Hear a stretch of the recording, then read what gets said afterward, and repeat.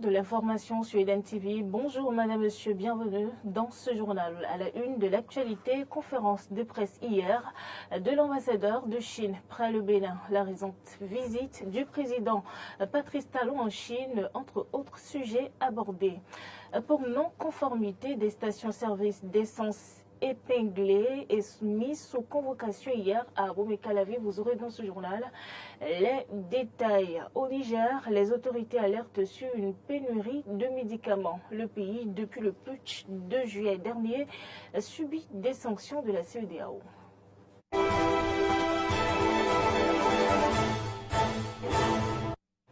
Bonjour madame, monsieur, merci d'avoir pris le rendez-vous de l'information. L'ambassadeur de Chine près le Bénin, Pen Chintao, a donné ses impressions sur la récente visite du chef de l'État Patrice Talon à Beijing en Chine. C'était à la faveur d'une conférence de presse qu'il a animée hier à l'ambassade de Chine à Cotonou. Arthur Wendo y était pour le compte d'Eden TV.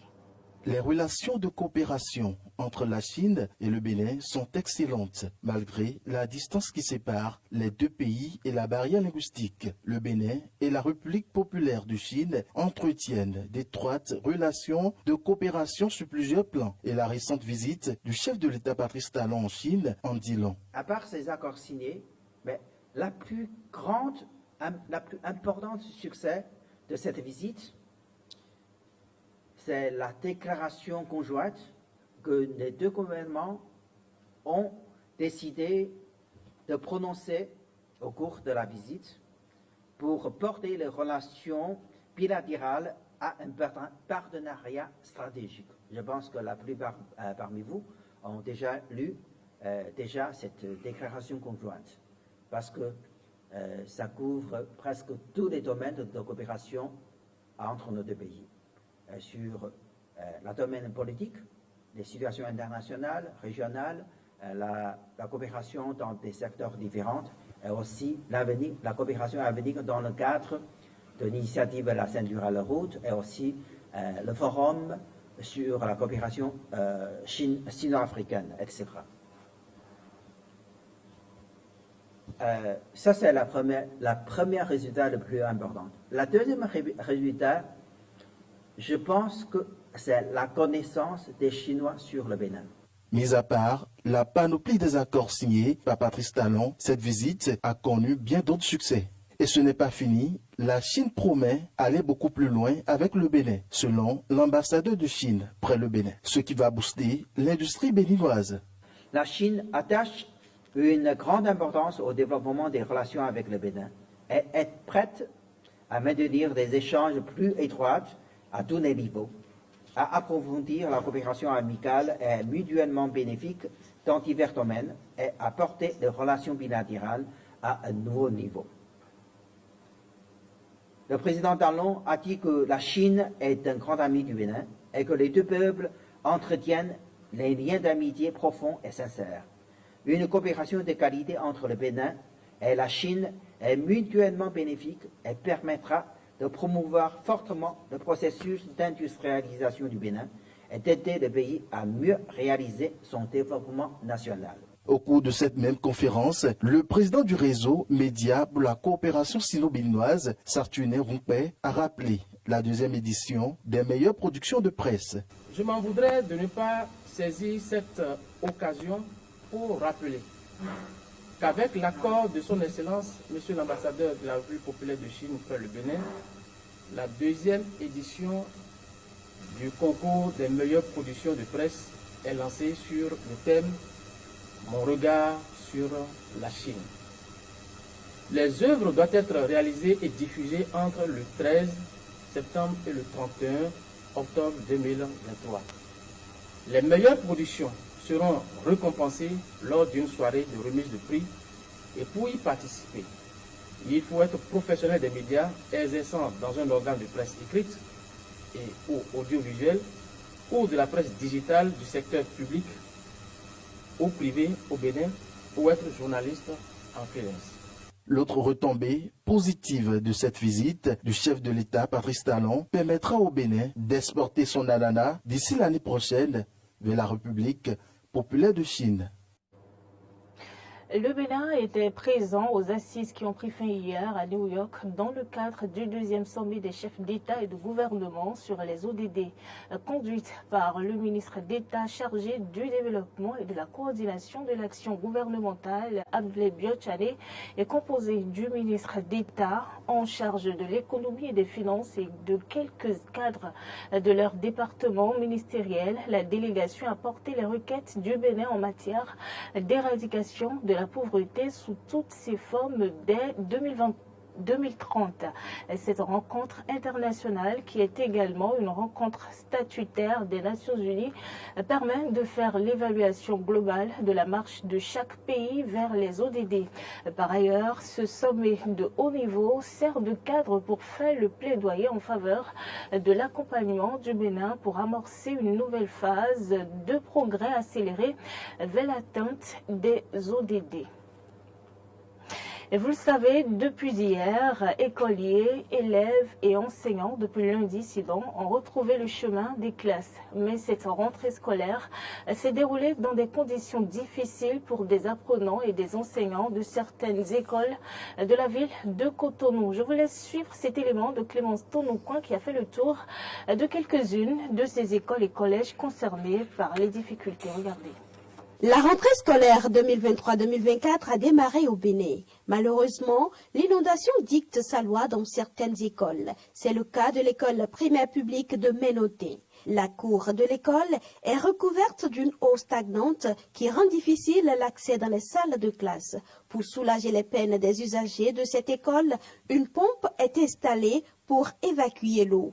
La situation est habituelle, mais un peu plus alarmante cette année, informe le responsable du comité chargé des infrastructures de l'école. L'école est vraiment inondée. C'est comme ça que ça se passe chaque année.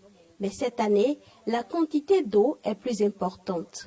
En tant que chargé des infrastructures de l'école, nous avons décidé de trouver une solution à cela. Nous avons bénéficié de l'aide des autorités locales pour évacuer l'eau. Le délégué et le chef d'arrondissement n'ont pas attendu les dirigeants au plus haut niveau. C'est déjà la reprise des classes et les enfants ne peuvent pas rester dans l'eau. Donc nous sommes venus à leur secours pour qu'ils aient facilement accès à leur salle de classe. Nous ne partirons pas d'ici sans avoir évacué totalement l'eau. La situation est analogue et parfois pire dans plusieurs autres établissements scolaires. Au CG Sekondi, l'établissement est envahi par de l'eau parsemée de nénuphars et d'herbes. Un proche du bureau de l'association des parents d'élèves de l'école primaire publique de Ménoté propose que le calendrier scolaire tienne compte de nos réalités climatiques. Chaque année, la situation est pareille. Et il y a une période pour cela. Dans la deuxième quinzaine de septembre, quand il pleut, c'est toujours compliqué. C'est seulement quand la reprise des classes est repoussée un peu que les enfants ne souffrent pas. Je demanderai aux dirigeants de ce pays de considérer nos réalités climatiques pour décider de la date de la rentrée scolaire. Sinon, c'est souvent compliqué pour nous. Pour emblayer cette cour d'école, il faut une quantité importante de sable. Or, nous savons tous qu'il n'y a pas de l'argent dans le pays. Donc, si on peut attendre la fin du mois de septembre, les eaux se sèchent. Autrement, le problème va toujours persister. L'inondation dans ces écoles et collèges engendre des dépenses supplémentaires aux parents qui devront acheter des bottes pour leurs enfants. Descente inopinée hier de l'Agence nationale de contrôle des normes et de la métrologie ANM dans certains quartiers de la ville de Calavi. À l'issue de cette descente, des pompes de stations-service ont été mises sous scellé pour non-conformité. Et ce n'est pas une première pour l'ANM d'effectuer cette opération de contrôle pour protéger les populations contre des structures qui utilisent des mesures non conformes dans le vil dessein de gruger leur clientèle. Utilisation de pompes non conformes au Bénin. Ces stations, donc, services ont été épinglées et les gérants mis sous convocation. En dehors du Bénin, le Niger alerte sur une pénurie drastique de médicaments. L'une des sanctions de la Communauté économique des États de l'Afrique de l'Ouest, CEDEAO, suite au putsch de juillet dernier est la fermeture des frontières, bloquant ainsi les principaux circuits logistiques aux produits de santé à destination du Niger. Reportage. Direct de la capitale nigérienne, Niamey, le Niger connaît une pénurie de médicaments suite aux sanctions imposées par l'organisation régionale de la CEDEAO. Jusqu'à présent, la majeure partie des produits pharmaceutiques étaient acheminés vers le Niger via le port béninois de Cotonou. Il faut le dire, des livraisons qui sont retardées au port de Cotonou ou à la frontière avec plus de 60 conteneurs d'une valeur environ de 4 milliards de nos francs CFA. Et maintenant, nous vivons des périodes très extrêmes et compte tenu, vous savez, des mesures drastiques que la CEDEAO nous a imposées. Il faut rappeler qu'il y a deux voies d'approvisionnement. C'est la voie aérienne et la voie maritime. Et la voie maritime, c'est principalement par le port de Cotonou. Et donc, 80 à 90% des médicaments viennent par la voie maritime qui permet de réduire le coût du médicament.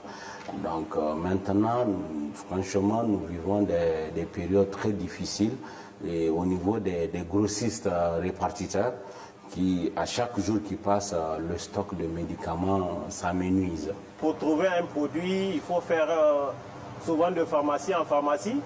Et là, c'est un casse-tête vraiment. C'est un casse-tête vraiment nigérien, quoi. Là, on souhaite vivement la réouverture des frontières pour faciliter l'accès aux produits à tout le monde. Parce que vous n'êtes pas le seul de savoir que les gens prennent des maladies, les gens ne peuvent pas supporter.